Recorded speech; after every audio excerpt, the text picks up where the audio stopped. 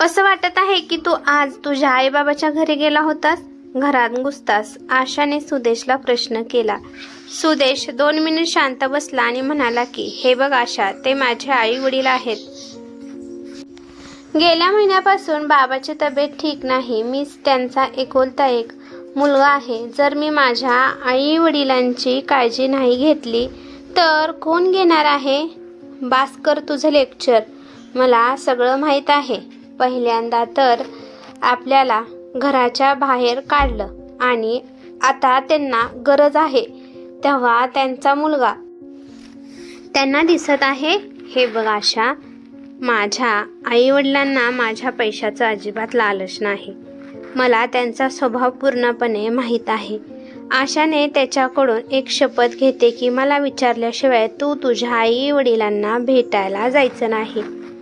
सुदेशला आशाचा स्वभाव माहीत होता.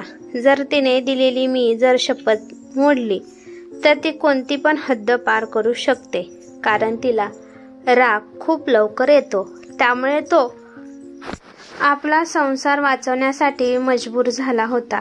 शेवटी त्याने तिला वचन दिले की तुला विचारल्याशिवाय मी माझ्या आई बाबांना भेटायला जाणार नाही. पण सुदेशला नेहमी त्याच्या आई वडिलांची आठवण येत होती. त्याच्या आयुष्यात एखाद्या निगडीत गोष्ट आली किंवा वस्तू आली तर त्याला लहानपणीच्या आठवणी येत होत्या. जर उपासाचा शाबू दिसला तर त्याला आईची आठवण येत होती की आई प्रत्येक एकादशीला शाबू करायची आणि तिच्यासोबत मला सुद्धा शाबू बनवत होती. आई वडिलांनी खूप मेहनत करून त्याला शिकवलं होतं. बाबाने दिवसरात्र एक करून त्याला लागणारी प्रत्येक वस्तू त्याला खरेदी करून दिली होती. आई वडिलांनी सुदेशला त्याच्या स्वतःच्या पायावर उभा केलं, कारण का आयुष्यात कधीच कोणाच्या पुढे आपला मुलगा हात पसरू नये. खरं तर आशा दुसऱ्या जातीची होती. आशा आणि सुदेश एकमेकांना प्रेम करत होते. सुदेश आशाचा स्वभाव कसा आहे या बाबतीत त्याला पूर्णपणे माहिती नव्हतं. खूप नॉर्मल वागत होती ती. सुदेशचे नातेवाईक या लग्नासाठी मनाई करत होते, परंतु सुदेशच्या वडिलांनी सगळ्यांच्या विरुद्ध जाऊन सुदेशचं लग्न आशासोबत लावलं.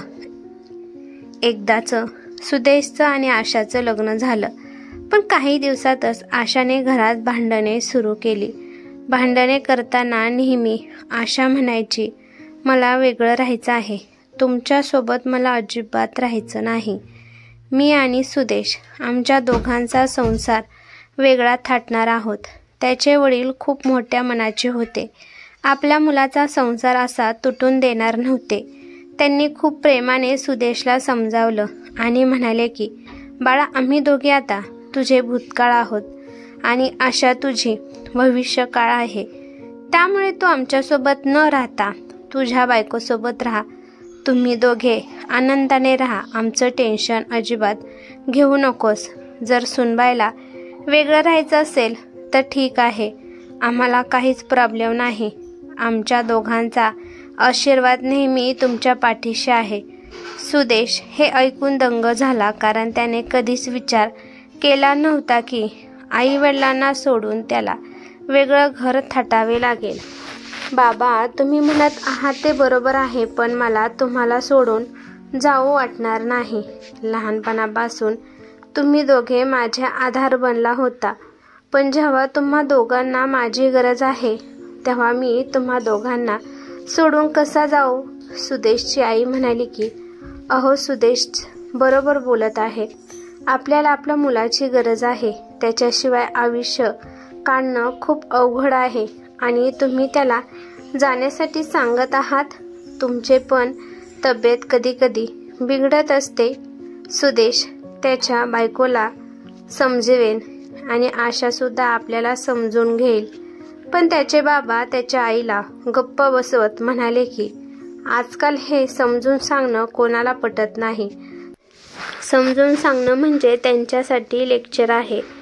त्यामुळे मला माहीत आहे सुदेश किती पण प्रयत्न केला तरी आशा ऐकणाऱ्यामधली नाही. माणसाचा स्वभाव लगेच कळत नाही. जर तिला वाटत असेल की वेगळं राहण्याने ते दोघे खुश राहू शकतात, तर आपण त्यांच्या आनंदावर विरजण कशामुळे टाकायचं? आपली सून मॉडर्न विचाराची आहे. प्रत्येकाला आपली प्रायव्हसी पाहिजे असते. आपल्या दोघांना काहीच घेणं देणं नाही. आशा जिथे सुदेशला घेऊन जाईल तिथं त्यांना जाऊ दे. आपण आपली काळजी घेण्यासाठी समर्थ आहोत. हे सगळं सुदेश बेडरूममध्ये बसून आठवत होता. पण अचानक फोनच्या रिंगचा आवाज आला आणि त्याने पाहिलं तर त्याच्या आईचा फोन होता. त्याने फोन उचलला तर तिकडून त्याची आई रडत रडत आणि घाबरत घाबरत सांगू लागली की सुदेश बाळा, तुझ्या बाबांची तब्येत खूपच बिघडली आहे. मी ॲम्ब्युलन्स बोलवली. मी त्यांना घेऊन हॉस्पिटलमध्ये चालली आहे आणि तू पण कृष्णा हॉस्पिटलमध्ये लवकरच ये. सुदेश घाबरतो आणि तो आईला म्हणतो की आई, तू अजिबात टेन्शन घेऊ नको. मी लवकरात तुझ्यापाशी येतो. तो पटकन हॉस्पिटलमध्ये जाण्याची तयारी करतो. त्याची गडबड पाहून आशा म्हणते की कुठे जाण्याची तयारी करत आहेस? घड्याळात पाहिलं आहेस का? रात्रीचे 2 वाजले आहेत. सुदेश रडत आशाला म्हणतो की आशा, बाबाची तब्येत अचानकच खूप खराब झाली आहे. आई हॉस्पिटलमध्ये घेऊन बाबाला चालली आहे, त्यामुळे मी पण हॉस्पिटलला चाललो आहे. हे सगळं ऐकून आशाला खूप रागाला जाते आणि ती म्हणते की संध्याकाळीच तू मला वचन दिलं होतं की तू मला विचारल्याशिवाय तुझ्या आई वडिलांना भेटायला जाणार नाहीस. आता तुला जायचं असेल तर जाऊ शकतोस, पण मी तुला जाऊ देणार नाही. जर गेला तर जेव्हा तू माघारी येशील तेव्हा मी इथे दिसणार नाही. सुदेश आशापुढे हात जोडतो आणि म्हणतो की प्लीज आशा, माझ्या बाबाला माझी गरज आहे. काय माहीत बाबाची किती तब्येत खराब आहे. प्लीज मला एकदा बाबांकडे जाऊ दे. तरी पण आशा सुदेशचं एक सुद्धा ऐकून घेत नाही. सुदेश दुविधामध्ये फसला होता. एकीकडे त्याचे जन्मदाते वडील होते आणि त्यांची सेवा करणे, काळजी घेणे हा त्याचा प्रथम कर्तव्य होतं, आणि दुसरीकडे त्याची बायको होती जिच्यावर तो मनापासून प्रेम करत होता. कोणत्याही परिस्थितीत तो त्याच्या बायकोची साथ सोडणार नाही हे त्याने सप्तपतीला वचन घेतले होते. पण माझी बायको मला आता अशी धमकी देत आहे. ज्या प्रकारे आशाचा राग त्याने पाहिला होता, त्याला माहित होतं की रागात आशा कोणत्या पण थराला जाऊ शकते. त्यामुळे सुदेश शांत होता. सुदेश टेन्शनमध्ये होता. त्याने त्याच्या मित्राला हर्षदला फोन केला. हर्षद, तुझ्या घराच्या शेजारच्या हॉस्पिटलमध्ये माझे बाबा ॲडमिट झाले आहेत. तेवढे तू जाऊन पहा आणि मला त्यांची बातमी वारंवार सांग. मी एका ठिकाणी अडकलो आहे आणि दवाखान्यामध्ये जेवढा पण खर्च येईल तेवढा मी तुला पाठवत जाईल. हर्षद म्हणतो की ठीक आहे सुदेश, मी लगेच हॉस्पिटलमध्ये पोहोचतो. तू अजिबात टेन्शन घेऊ नको, मी सगळं हँडल करतो. सुदेशचं मन खूप उदास होतं, पण तरी पण आशाला त्याच्यावर कोणतीच दया आली नाही. आशा बिनधास्त मोबाईलमध्ये रील्स पाहत होती. सुदेश त्याच्या रूममध्ये गेला आणि खूप वेळ रडत बसला. सुदेशने हर्षदला खूप वेळा फोन लावला, पण त्याचा फोनच लागत नव्हता. सुदेशच्या मनात भलतंच काहीतरी येत होतं, पण तो त्याच्या मनाला कसा तरी समजवत होता. थोड्या वेळानंतर हर्षदचा फोन येतो आणि सुदेश पटकन फोन उचलतो. सुदेश हर्षदला विचारतो की तिथे सगळं ठीक आहे ना? हर्षद तिकडून बोलतो की हे बघ सुदेश, तू पटकन इकडे ये. अशा परिस्थितीत तुझ्या आईला तुझ्याशिवाय कोण सांभाळणार नाही. तुझे बाबा 15 मिनिटापूर्वीच हे जग सोडून गेले. सुदेशला हे सगळं ऐकल्यावर धक्काच बसतो. त्याला वाटतं की तो स्वप्नच पाहत आहे. तो आठवतं की बाबा तर काल चांगले होते, त्यांना हे सगळं अचानक काय झाले? सुदेश मोठमोठ्याने रडतो. त्याचा आवाज ऐकून आशा त्याच्यापाशी येते आणि म्हणते की काय झालं आहे. सुदेश तिला ढकलून देऊन घराच्या बाहेर निघून जातो.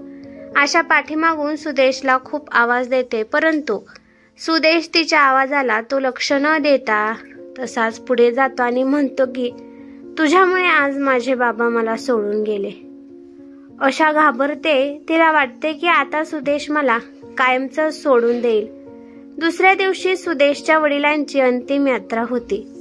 त्यामुळे शेजारी, मित्रमंडळी, नातेवाईक सगळे जमा झाले होते आणि सुदेश त्याच्याच धुंदीत एका कोपऱ्यात बसला होता. आशा पण तिथे येते आणि सुदेशला बोलण्याचा प्रयत्न करते, पण तो आशाकडे साधं पाहत सुद्धा नाही. सुदेशची आई हे सगळं पाहत होती.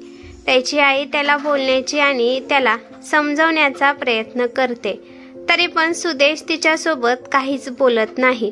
खूप दिवस सुदेश असाच वागत होता. एक दिवस सुदेशची आई सुदेशला आणि आशाला तिच्या खोलीमध्ये बोलावते.